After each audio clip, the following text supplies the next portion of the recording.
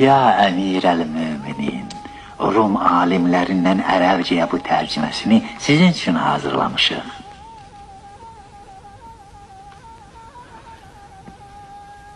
Tarix belə rəvayət eləyir ki, Müzəffər İslam qoşunu Misir məmləkətini fəth edərkən məşhur İskəndəriyyə kitabxanası Ömərin əmri ilə yandırılıb.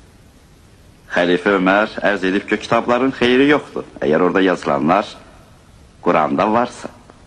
Əksinə, ziyanı çoxdur, əgər orada yazılanlar Quran-ı Şərifdə yoxsa. Gözəl xətlə yazılıb. Xəttat Azərbaycan əhlidir, ya Əmirəl-Müminin, Hüsnü xəttə böyük ustaddır. Bu gecə acayip bir rüya gördüm. Aristotel'le müsahibə edirdim. Bilirəm, Azərbaycandan qasid gəlib. Əfsus ki, yadımda deyil, ancaq söhbətimiz çox rəvan keçdi. Qasid qara xəbər gətirib, ya Əmirəl-Müminin. Bütün Azərbaycan odalov içindədir.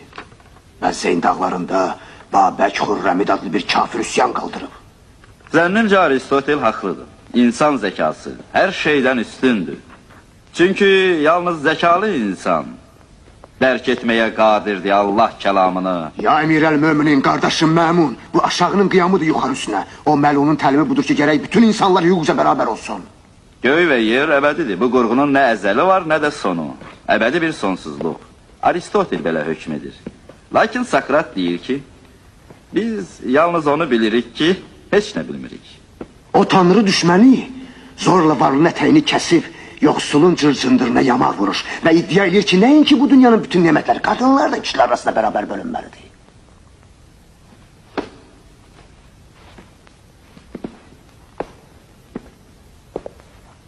Ya İbn Vaz, haradasan? İləri çıx. Əmrinizə müntəzirəm, ya Əmirəl-Müminin. Qəzvinə qədər Azərbaycanı sənə verdim. Sübh tezdən o məmləkətin kafirləri üstünə yürüşə başlarsan. Bütün kişiləri qılıncdan keçirərsən. Yeni yetmələr də rəhm etməzsən. Arvad uşaqlarını nəsr edib qul bazarında müzahidə təriqi ilə satarsan. Əmr etmək sizdən, əmr etmək bizdən, ya Əmirəl-Müminin. Hökm Allahın hökmüdür.